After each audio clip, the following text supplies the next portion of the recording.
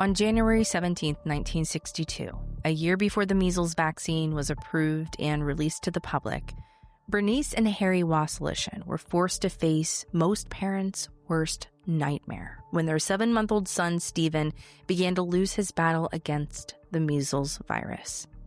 As the infant's temperature soared, Stephen's parents called the Berwyn Police Department to request an ambulance to take their baby to the hospital, and they were told that an ambulance would arrive in a few minutes. The couple waited and waited until finally 2 police officers pulled up to their house in a patrol car. Yet despite what the parents had been told, help wasn't on the way. It certainly wasn't going to be offered by the 2 officers who had responded to the call. In fact, the miscommunication, as some might call it, between the responders would ultimately only delay the process of getting their son the medical attention he needed. Officer Leroy Rubringer, who answered the call, he did immediately reach out to the North Berwyn Fire Department, who agreed to send out an ambulance. What Bernice and Harry didn't know at the time was, after the call ended, Fire Chief Robert Kafka called the officer back and informed him that the ambulance would not be responding to the contagious disease call after all. How frustrating would that be? Because not only did an ambulance not come, a police car rolls up and they're like, yeah, we can't help you. Yeah. Officer Roombringer, he sends officers George Michalek and Wilbur Coop to the family's home with instructions to take little Stephen to the hospital if necessary. But according to the family, the officers refused to even come into the house, let alone transport Stephen to the hospital. They claimed the officers advised the family to call a cab, refusing to even escort the cab to the hospital. Officer Coop, he would go on to deny that this ever happened, stating that when they went to the front door to tell the family that the ambulance wasn't coming, the family told him that their uncle would take the infant to the hospital. He insists that the family did not ask for a police escort. Regardless whose story you may believe, the sad truth remains. Stephen Wasilishin died that night on January 17, 1962, from measles, only 7 months after he was born on June 1st, 1961. It's absolutely terrible. How frustrating must that be? I mean, not only did an ambulance not show up, they don't want to help at all. And I'm assuming all of this is because they're afraid of measles. Kafka would later explain that he called off the ambulance because he feared of jeopardizing the health of the ambulance crew and their families. However, it was reported that later that evening, after Stephen's uncle had already taken him to the hospital, Berwyn Health Department authorities told the fire chief that it would have been safe for the ambulance crew to transport the infant. Wow. Now, of course, back in the 60s, there was no internet for the Wasilishin family to turn to, even if they wanted to share their heartbreak and frustration with the public. Instead, they shared their story with a local newspaper, Berwyn Life, stating that they believed the indecision by both the Berwyn Fire and Police Departments may have contributed to the death of their son, Stephen. Sadly, this wouldn't be the only time that the Wasilishin family would be let down by law enforcement. I mean, in today's standard, that would have been a multi-million-dollar lawsuit. Yeah. After all, Bernice and Harry still had 6 other children left to care for. Kathy, Patty, Michael, Lance, Wendy, and Stephen's twin, Stephanie Marie Wasilishin. And a little over 30 years after Stephen's death, the family would once again grapple with the frustration of inaction and indecision on the part of law enforcement after their refusal to prosecute the man that the family believes is responsible for yet another untimely death. Hey, Crime Salad listeners. So today, Ricky and I will be covering the case that takes us back to July 9th of 1993. The day that Stephanie Wasilishin lost her life. The mother of 2 was only 32 years old at the time of her death, leaving her loved ones devastated and frustrated as they continue to demand answers and justice. We decided to cover Stephanie's case after her daughter, Nicole Wasilishin, reached out to us on TikTok and told us about her fight to get justice for the murder of her mother. Nicole, who also goes by Nikki, has spent years trying to spread awareness of her mother's case, reaching out to reporters, true crime podcasts, and sharing information with her followers on her own TikTok. And she even started a petition on change.org titled Demand, a complete homicide investigation for the murder of Stephanie Marie Wasilishin, which was created to advocate for charges to be filed and for Stephanie's case to finally be presented to a jury. And Nikki's hard work hasn't been in vain, as she has managed to attract quite a bit of attention to her mother's case, garnering over 12,500 signatures for the petition. After Nikki emailed every member of the Sedona City Council, the vice mayor of Sedona even took notice, eventually setting up an interview between Nikki, her aunt, and the investigator in charge of Stephanie Wasilishin's case. So this case is a little different than what we normally do. I mean, a lot of times we're working with cases that we're digging through case files and things like that. But having someone reach out to us and tell their story just hits a little different. And I think Nikki is one of those types of people, you know, and it's so inspiring that she's able to take all these years of pain and suffering and turn that into action. Mm-hmm. Yeah, that's not easy. Yeah, it's super, super inspiring. However, despite all this progress, charges have yet to be filed against the man many people believe is responsible for Stephanie's death. So now it's our turn to do what we can do to help Nikki spread awareness of her mother's death and the family's frustrating, decades-long quest for justice. Now, before we go any further, we must warn you that this episode does include discussions of domestic abuse, suicide, and murder at the hands of a partner. If these topics are sensitive for you, you may want to skip this episode and tune in next week instead. I'm Ashley. And I'm Ricky. And this is Crime Salad. So let's dig in. Now, of course, like all the victims we cover, before Stephanie was murdered, allegedly, she lived a full life that can't be forgotten or erased by the tragedy that took place on that July night. Following Stephen's death, the Wasilishin family moved from Illinois to Arizona, where Stephanie would go on to meet a man named Craig Daly shortly after graduating from Moon Valley High in Phoenix in 1979. Though the relationship didn't last, the two remained in each other's lives for the sake of their daughter, Nikki, who reached out to us to share Stephanie's story. Stephanie continued to work hard to support herself and her daughter, getting a job as a pastry chef in a restaurant in Sedona. And by 1987, a new man had caught Stephanie's attention, Russell Peterson, who worked as a chef at the same restaurant that had hired Stephanie.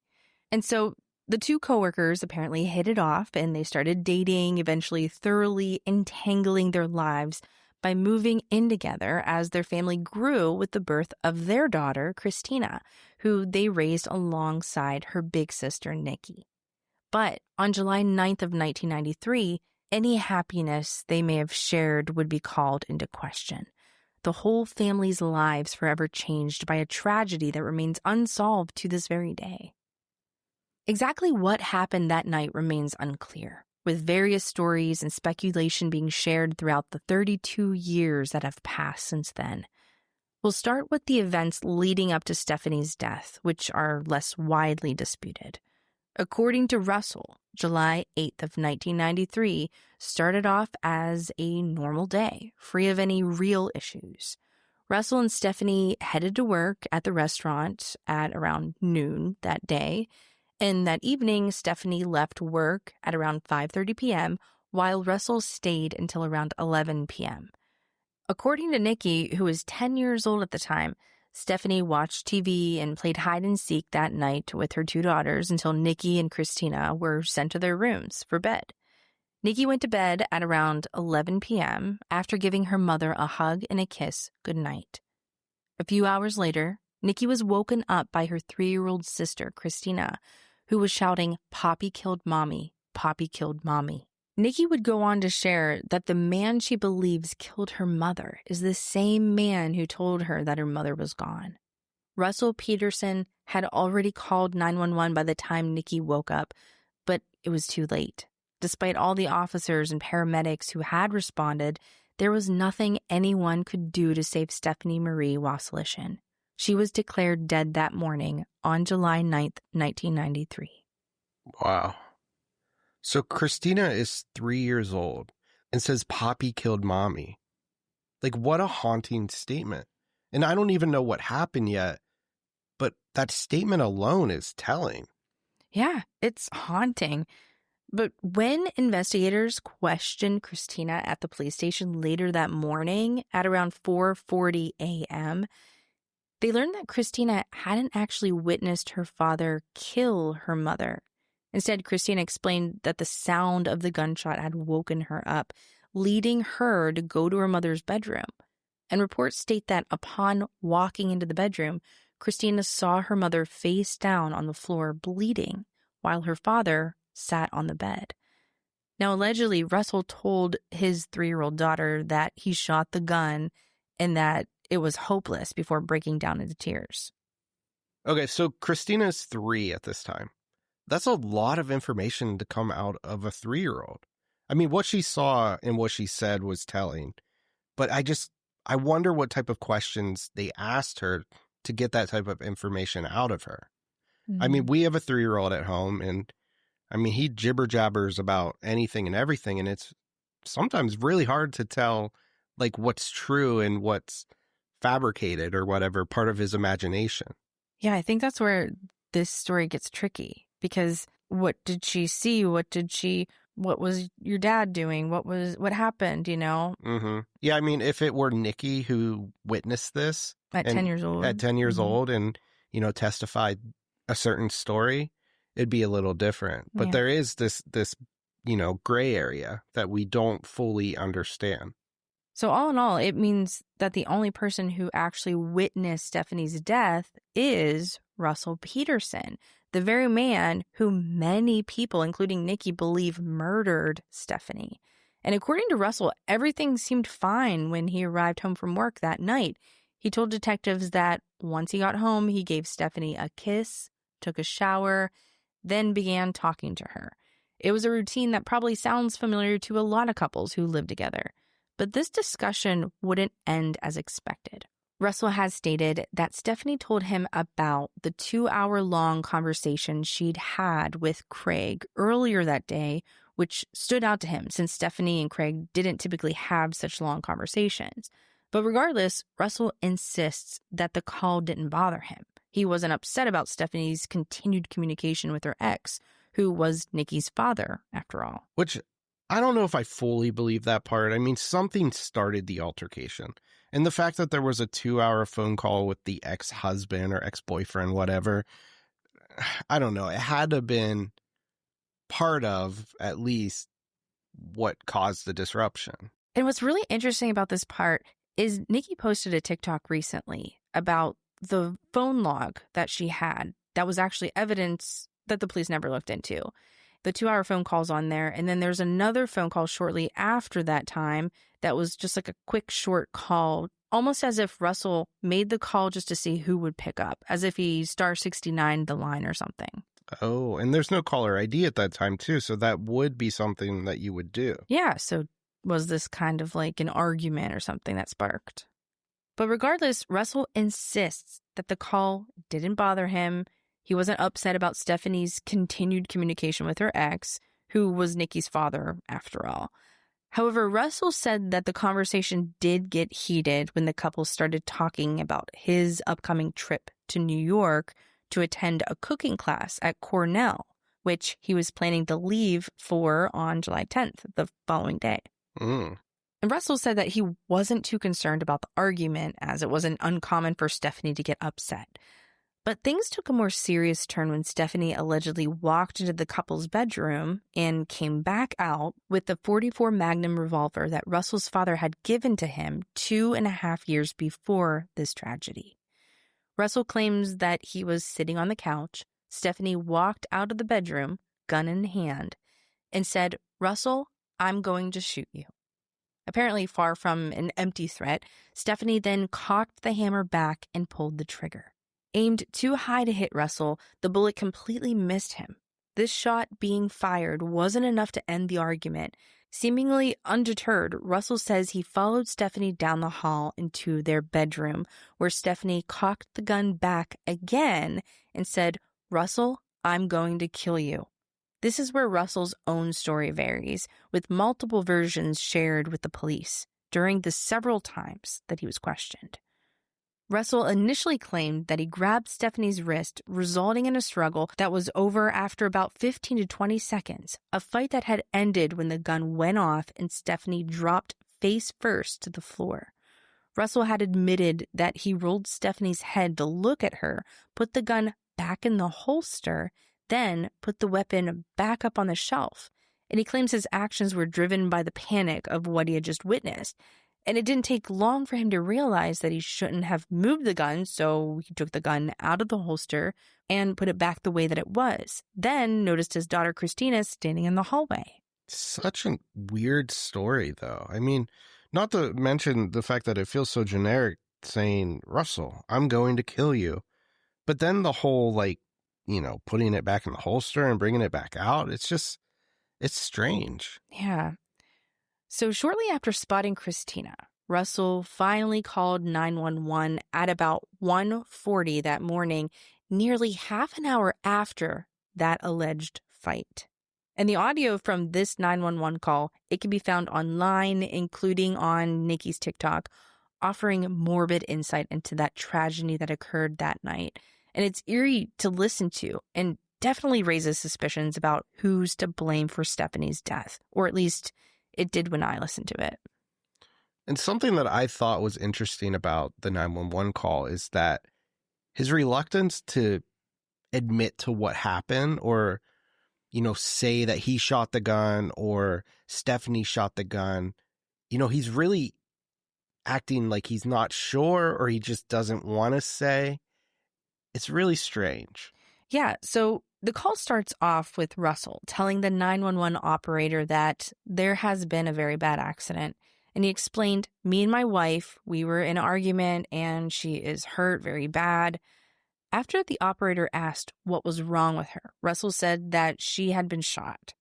Now I'm going to play a section of this phone call so that you can hear for yourself. 911, what's your emergency? I need help. What kind of help, sir? There has been a very bad accident. Where? It's 530 Coffee Pot Drive. In Sedona. Mm-hmm. Okay, how many vehicles? No, but there's no vehicle. Me and my wife, we were in an argument, and she's hurt. She's hurt very bad. I need help. Okay, what's wrong with her? She's been shot. She was shot? Yes. Who shot her? We were...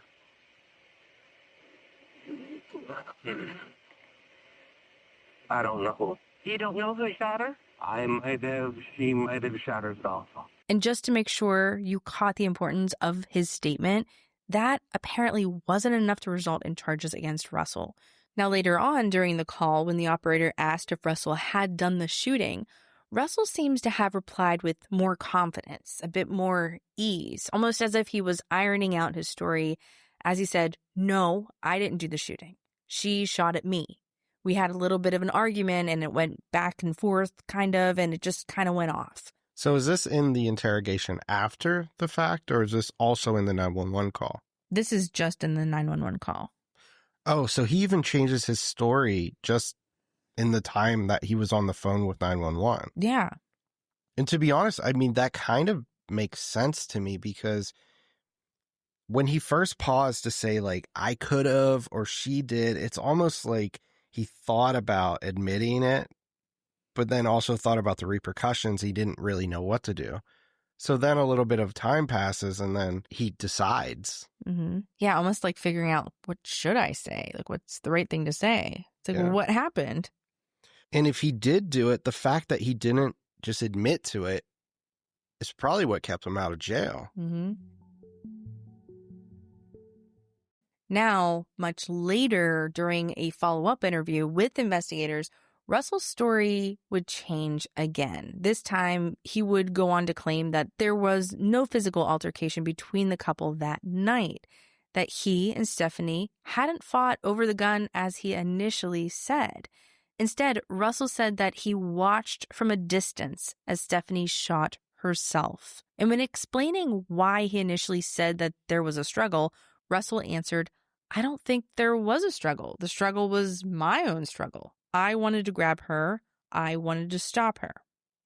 See, right there is what changes my mind, because when I was listening to the story, I kind of pictured them wrestling over the gun, or he's trying to get the gun off of her and then, it accidentally goes off or whatever. I don't know. If there wasn't an altercation, it kind of throws the whole story off. Yeah, so now they need to rule out that this was a suicide or this wasn't a suicide. Right. And I get that this is a traumatic event, but you should be able to say, this is what happened. I was standing in the hallway. She had the gun. She turned it on herself. Yeah.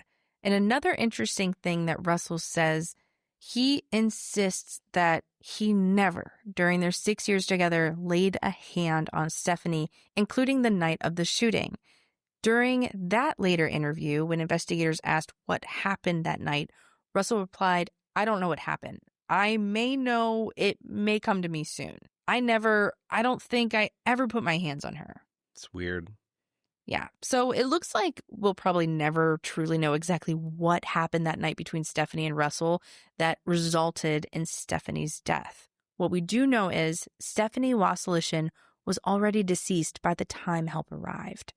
When officers finally reached the home, they found Russell with a cordless phone in his blood-covered right hand.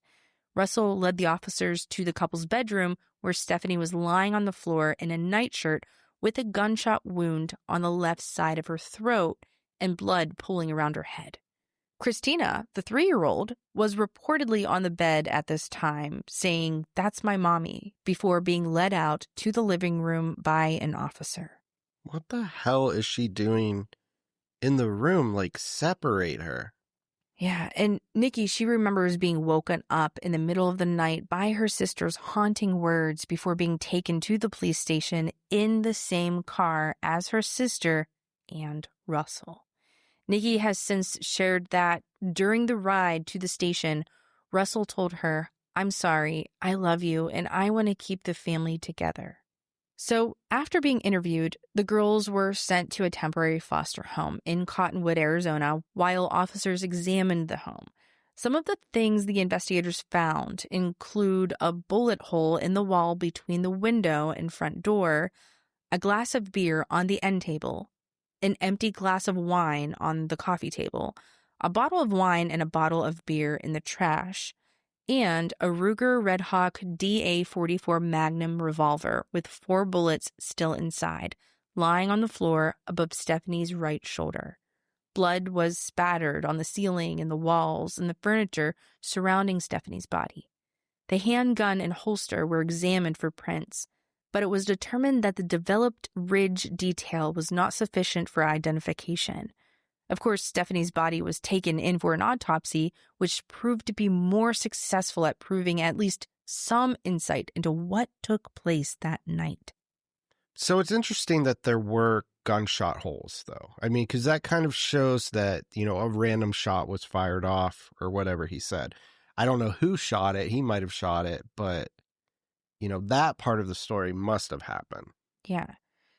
Now, the autopsy examination showed that the muzzle of the gun had been held right up against her neck when it released a bullet that severed her windpipe and spinal cord, killing her instantly. Blood tests confirmed that Stephanie had been drinking that night with a blood alcohol level of 0.17, about double the legal driving limit. But it was the gunpowder residue found on Stephanie that really caught everyone's attention. The fact that gunpowder residue was found on Stephanie's left hand but not on her right hand, led the medical examiner to ultimately determine Stephanie's manner of death to be due to homicide, since Stephanie was right-handed. Oh, so the gunpowder residue being on her left hand means that if she were the one to fire the gun, she would have fired it with her left hand, her offhand. Yes. Mm-hmm. Which would be weird. Yeah, but they're saying it was more of she was shielding herself with her left hand. Oh, okay. So it could go either way, though. Mm-hmm.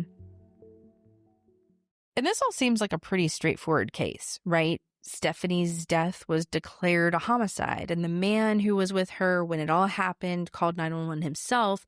Of course, Russell was going to be blamed for Stephanie's murder. Except it turns out that prosecuting Russell for the murder of Stephanie Wasilishin wouldn't be this simple.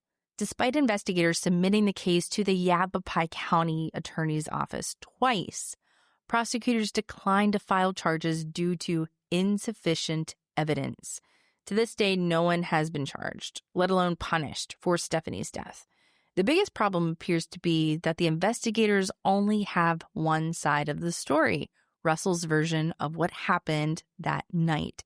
And when investigators questioned people who knew the couple following Stephanie's death, responses were mixed, with descriptions of the couple's dynamic varying wildly.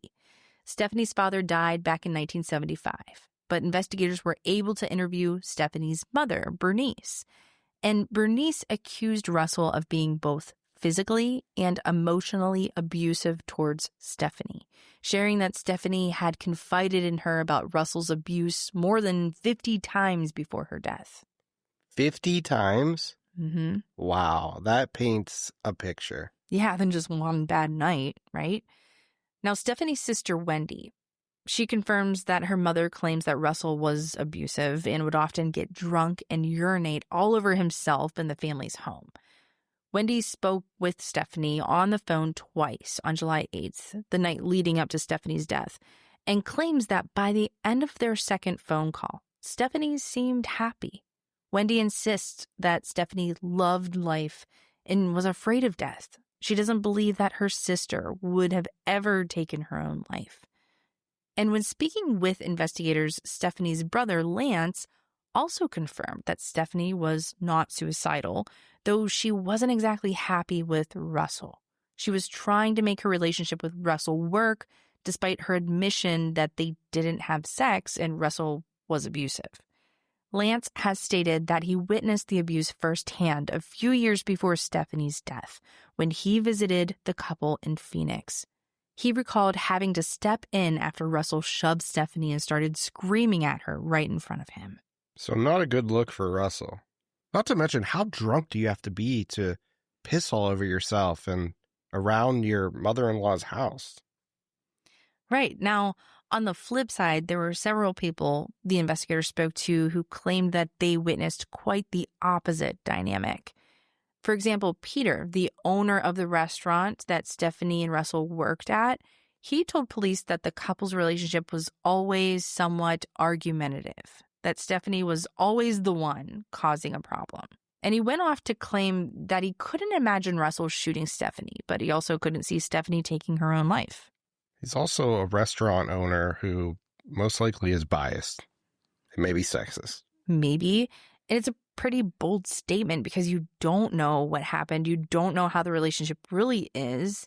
And you don't really know someone because some people put on a face. Other coworkers seem to agree that Russell was a great guy, while Stephanie was the antagonistic one in the couple's dynamic. One of the restaurant's employees, Catherine, said that Stephanie told her that her mother, stepfather, and ex-boyfriend Craig had all been abusive to her, but Catherine had never seen Russell get physically violent towards Stephanie, claiming that even though Stephanie was always pushing Russell's buttons, he would just ignore it. Kind of unsurprisingly, Russell's parents also seemed to have shifted the blame to Stephanie, describing their son as a passive, non-aggressive person who would never purposefully hurt Stephanie, despite there being some times where Stephanie would get nasty towards him, as they would explain. Now, on the other hand, they claimed that Stephanie was a very tormented young lady who came from an alcoholic and abusive background, having been raised by a mother who resented her because of her twins' death. Now, in an interview with Sedona Red Rock News, Sergeant Michael Dominguez, who was part of the investigation into Stephanie's death, explained that even after reviewing over 400 pages of police files, he still doesn't know for sure if Stephanie took her own life or was murdered. He argued that focusing solely on the fact that gun residue was only found on Stephanie's left hand, despite her being right-handed, isn't a strong enough argument to prove that she was murdered, since Stephanie could have fired the gun with her left hand. He admits that, given the trajectory of the bullet, he doesn't believe it would have been practical for Stephanie to have fired the gun with her right hand. However, he explains if you take that pistol and put it in the person's left hand and you move the gun up, it's exactly at that location of the entry wound. I get that, but also, like, how rare would it be to grab a gun with your less dominant hand? Like, it's very weird. Mm-hmm. He went on to add that in most homicides, killers don't typically press the gun up against the victim when they shoot them. Whereas in cases of suicide with a gun, there is often a contact wound left by the gun's muzzle. When addressing Russell's different versions of what happened that night, Dominguez countered by saying he wouldn't be more suspicious if Russell's story hadn't changed at all during the multiple interviews, as that would point to his statement as being rehearsed, explaining variation is human nature because we all forget things, especially if we're traumatized. So I kind of get what he's saying here, but where it gets weird for me is the fact that he says, okay, there was a scuffle, but then he says there wasn't a scuffle. And then it kind of turns to this whole story about I was actually on the other side of the room and I saw her, grab the gun and turn it on herself. It's a little strange that, I don't know, it's one thing to like misremember details, but that kind of changes the entire story, the entire narrative. Where this guy's saying the complete opposite. If his story didn't change at all, then there would be a red flag. But that doesn't make sense. Yeah. It almost seems like maybe there was a scuffle and that is what happened. The gun went off. But it's almost like he's trying to distance himself. Like if maybe that is the truth. Maybe they were fighting over the gun and, he pulled the trigger or someone pulled the trigger. It was an accident. But he's distancing himself from that. It's a complete different story. Yeah. Now, statistics, however, those numbers aren't a matter of opinion. Research shows that though women report thoughts of suicide more often than men, more men die of suicide than women. The CDC reports that in the United States, men account for over 76% of suicide deaths each year. This is referred to as the gender paradox of suicide. It doesn't stop at thoughts of suicide either. Studies show that women are also more likely to attempt suicide than men, at a rate of approximately 3 female suicide attempts to every single male suicide attempt. One possible explanation for this paradox can be found when looking at the typical methods used by women attempting suicide compared to men. A study done on suicide case fatality rates in the United States found that firearms and hanging are common methods of suicide deaths, the weapon of choice in about 75% of lethal suicides. Emphasis on lethal. The thing is, most suicide attempts aren't fatal, though firearms have been shown to be the most lethal method of suicide. Firearms and hanging were chosen in only 8.8% of overall suicide attempts. Drug poisoning, on the other hand, was used in almost 60% of suicide attempts, but was responsible for only 13.5% of deaths by suicide. In general, men typically choose more violent methods for suicide than women, which could be why men are more likely to die from their first suicide attempt than women. What stands out most to me regarding this case is the researchers' findings that while about 60% of male suicides could be attributed to firearms, gun violence played a part in only 30% of female suicides.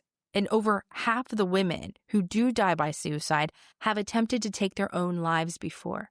And there are multiple studies that have found that women who have children are less likely to commit suicide, with the risk of suicide decreasing more with the birth of each child. This means that as a mother with no history of suicide attempts or ideation, Stephanie was statistically unlikely to have shot herself in a fatal suicide attempt. That doesn't mean it's impossible, of course, but then Russell holding a gun right up to Stephanie's neck isn't an impossible explanation either.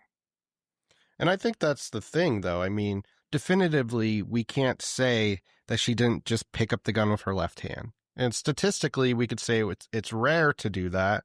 And it's also rare for a woman to use a gun for suicide. But again, it happens. Yeah, and it's like they're completely ignoring the fact that there was drinking involved.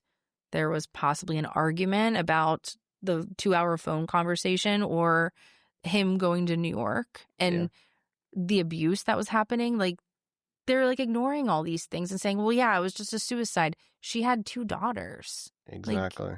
And digging a little deeper, when investigators asked Russell about the couple's experience with guns, Russell said that he'd shot them twice in his life and thought that he believed that Craig owned a bunch of firearms, and he wasn't sure how many times Stephanie had used a gun. Questioned by the investigators about this, Craig admitted that he did own guns, initially stating that he didn't think Stephanie had ever shot them, though he eventually softened his stance, saying that she might have a couple of times. Regardless, it sounds like Stephanie didn't have much experience with shooting guns, so does it make sense that she would choose to kill herself with a firearm? It's hard to say. So kind of to add to the statistics part and things being rare, I want to jump back to the part in the 911 call. I believe they asked, where she was shot, and he said the neck and the chest. So in the autopsy, it showed 2 bullet wounds, correct? Mm-hmm. So, I mean, that's another thing that would be extremely rare for someone who's committing suicide to take 2 shots. Right. Because especially it being a revolver, you have to cock that gun back, take a shot, then cock it again. I mean, it's debatable, at least, incredibly suspicious to many who have learned about this case. Now, Craig also told investigators that Stephanie hinted that Russell had roughed her up in the past and that Russell drank a lot. One thing Craig said that Stephanie never talked about was suicide.